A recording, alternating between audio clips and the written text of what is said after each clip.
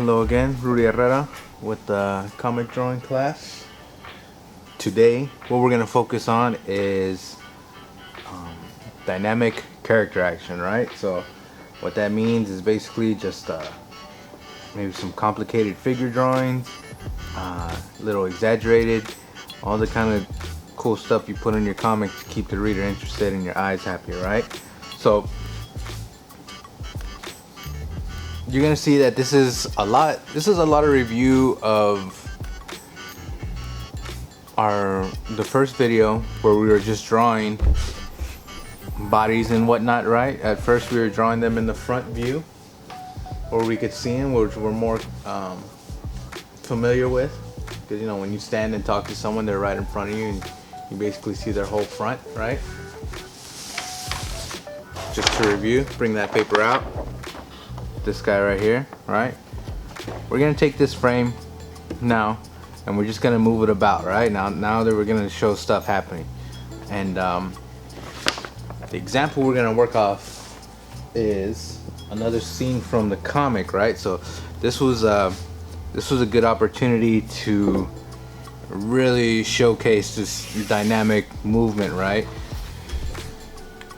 I'm using a 2-page spread for this part, right? So what happens in the story is there's a riot going on. It's pretty much violence and chaos and no humanity involved.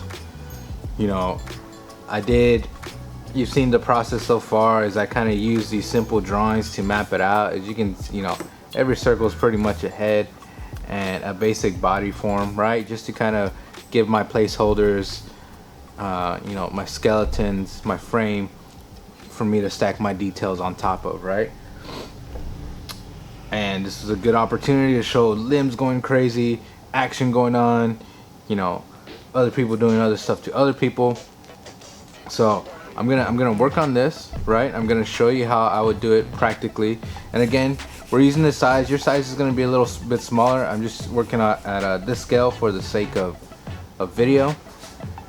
But let me show you how I do this, okay? I'm gonna take some pieces of this action and put it on another piece of paper, and I'm gonna show you how that relates to this, so you can see, you know, where I'm putting these people that I'm drawing, right? So here's a good look of my 2-page spread, this riot scene. Now I think the piece I want to take from this is maybe over here. Let's try this, right? This guy hitting another guy on the head with an axe, and if you can see, there's another hand going out stabbing him, and he's just like holding a fork, right? Minding his own business.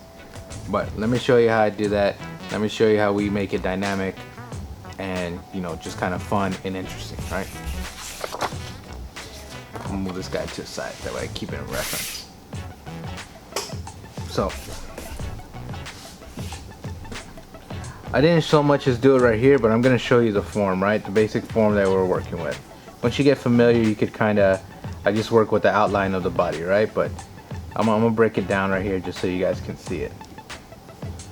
The same thing, I basically just moved this guy, right? This is the form we're familiar with. Here's his dynamic pose that we're gonna be drawing right now. Maybe his legs bent, kind of like that. And here's his axe, right? Going from that to that. This is the dynamic pose. So let me show you all these circles and oblong shapes that go inside of it. So he has some force, right? He's putting his back into it. We're gonna put that big old curvature on his back. Just bringing his arms together.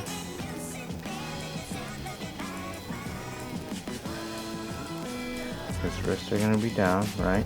Show this force.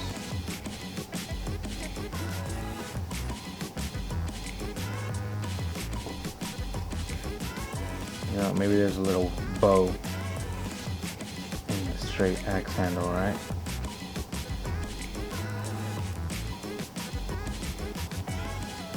I'm noticing right now that actually on this one, I kind of drew his legs, kind of his knees, his inner knees pointing touching each other, and his calf's kind of facing out, almost like a like a kind of a awkward stance, right? Maybe like it's like an in-between curtsy or something. Must have been a little joke I made to myself, but it's funny, so I'm gonna do that again. I'm gonna do these little knee touching.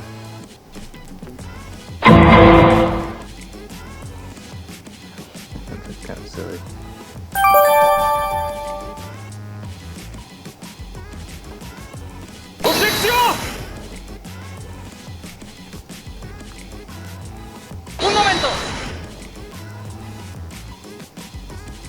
Alright, here's our act.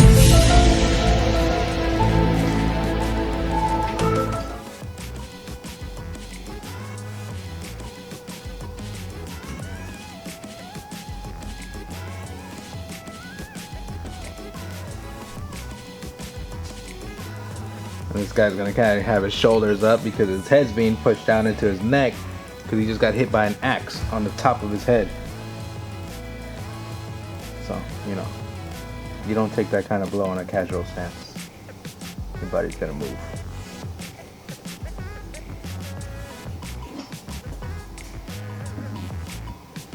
You know what I was just thinking right now? Like I was having his hands. I think the idea that I was trying to tell myself with his fork is maybe he was eating, right? Like that's the worst way to go out and die while you're eating. So I'm building on that little joke, and you know, now maybe he was eating you know, a little birthday cake. Poor guy, it was his birthday.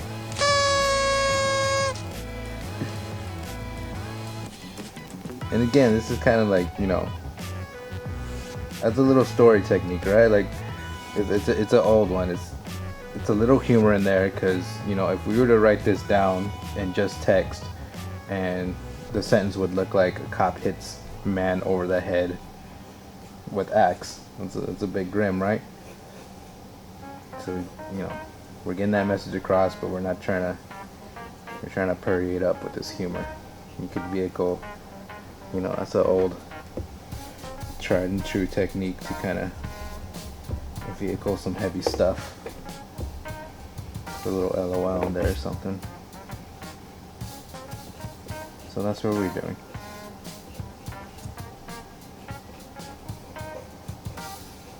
Poor guy.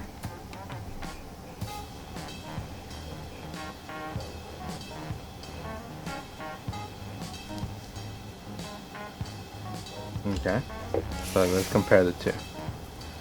Basically, I just blew this section up right here. I can mark on here because I'll erase that later. I basically blew that up and put this over here, right? So you see the body shape that we worked with? Just gave this guy a little curve.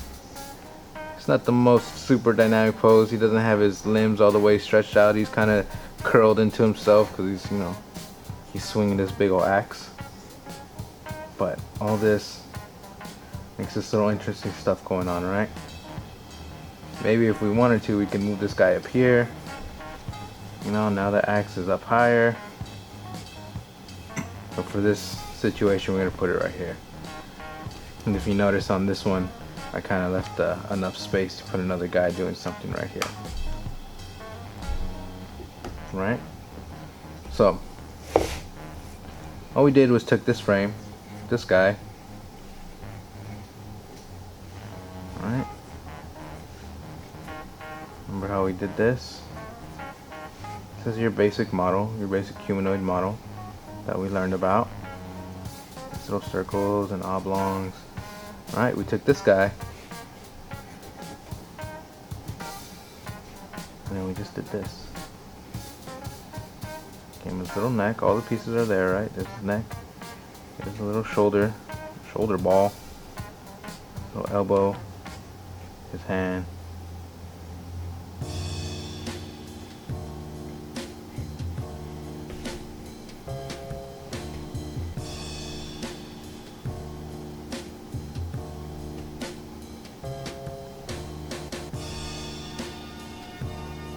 See? That's what we did. We just moved him. Originally had his leg like that, but we put his knees touching, right? We changed that up. And again, if you're not, you know, if you're still not even comfortable at the point where using this stuff right here, and we're basically moving with maybe a simpler figure, you know, maybe you're just, you know, moving with the whole silhouette of the person. Basically, you just gotta imagine this like almost like a lollipop, right? Like this right here, this little part, the head and the spine. You can get real dynamic with just like that, with just being able to curve that, right? If you have to get really rudimentary with your limbs and stuff like that, you know, make sure you curve the back. That's gonna show the most movement, because you could just imagine this scene right here, right? So this guy right now is gonna be swinging the axe. Let me show you what happens when you don't move the head and the spine. All right, with this silhouette type figure drawing.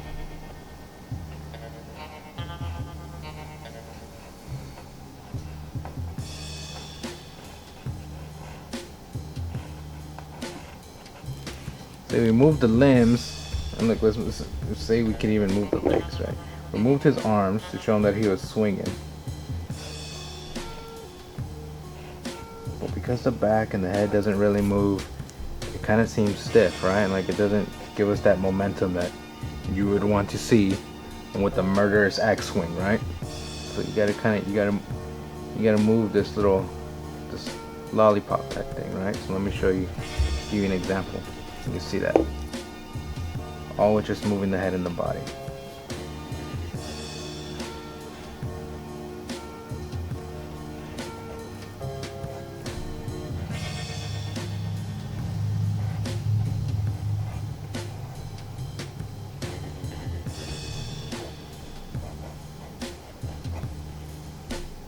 See, the movement is there. So even if you're not comfortable with moving with this style or this frame, and you're moving with something more closer to this is one of the I think this is a good rule to go by to show movement and dynamic action. You'll see it a lot in cartoons, you'll see it a lot in comics. Pretty much this is your frame, right? This is the whole piece that needs to move to show any kind of movement. All this stuff right here is just kind of accents whatever this is doing. So just keep that in mind. So look, we got this guy right here, right? I'm gonna show you now another step that we could do to it to kind of, you know, make it emphasize it, make it a little bit more dynamic, and that's with the details, right? Because now we got the shape, we got the movement. The thing that's gonna really push this idea is gonna be facial expressions, maybe blood, maybe some movement lines. But here are a couple of ideas for this scene right here. And again, these are cops, right? And so I thought it'd be funny if all the cops, you find out when Mr. McCullough meets the other officers, and you kind of saw, I kind of hinted at it earlier with the chief, they all got some sort of mustache, right? Basically, the chief is just an old Mr. McCullough. And these guys are kind of, you know, uniformly put out, and they look the same. All mustache, shades. We just generalized their whole, for the sake of this comic, their whole appearance. So here I'm gonna give it my first passing, right? And that's kind of where I've shown before, we get a little bit more detailed with stuff. There we go.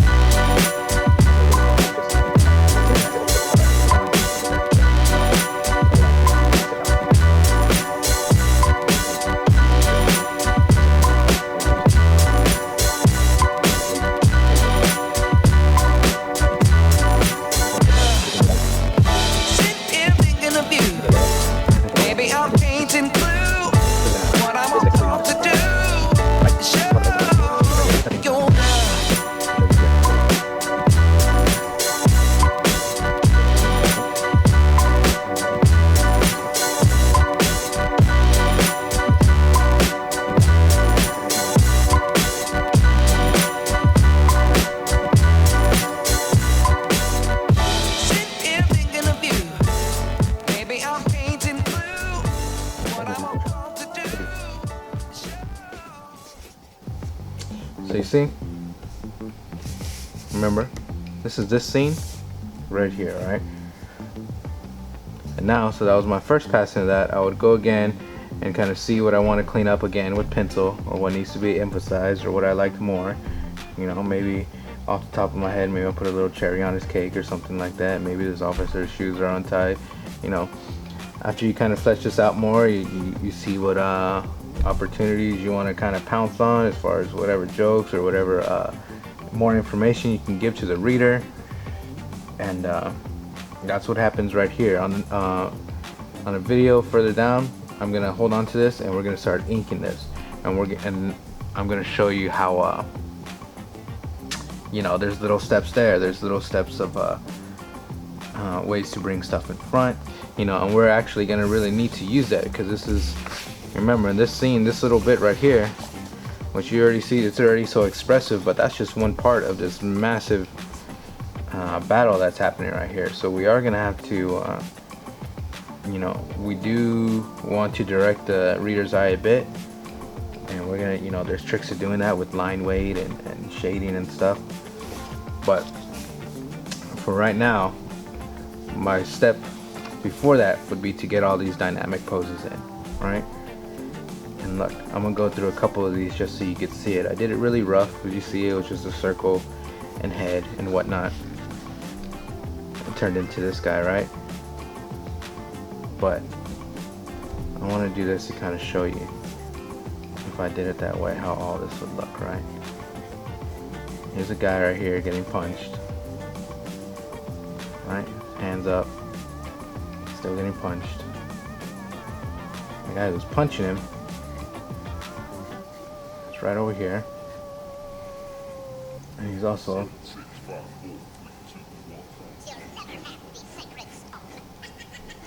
stabbing the poor guy who just got hit on his head with an axe on his birthday.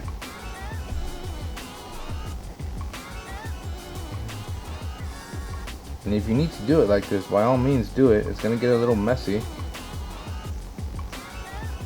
but you know, this is a big piece. You know, there's a lot of, I mean, think about it. There's probably maybe 15 to 20 bodies in this, right? This is a pretty dynamic, busy scene. So in reality, I probably will do something like that, because you'll see my spacing. You know, maybe that's a little off. Maybe I want to, you know, do a joke over here. You know, maybe I'm just thinking right now, maybe this dude has cake too. Maybe this isn't even a riot. Maybe this is a birthday party that got misnamed. Who knows, right? But stick to this, stick to your skeleton, this form. It offers a lot of space to be fluid. It can be real dynamic, and everything can be exaggerated too, you know, like this arm, it looks like this, but I mean, you know, you can, if it's punching somebody, this can be extended, you know. Maybe this fist is this big now, you know. I got my hand back here. See that? With this form, you're able to kind of pull and stretch, and you know, it's real elastic. You know, there's no hard bones here. We're not thinking about that. We're thinking about these little squishy, oblong ovals and circles. And if you're doing something like this, or you decide not to go this route, just remember this is the basic rule, right? Move this part, this line of action right here. That's what needs to move to show action. Yeah, so that was a little exercise in dynamic posing and you know, and that theory. All right, see you guys again.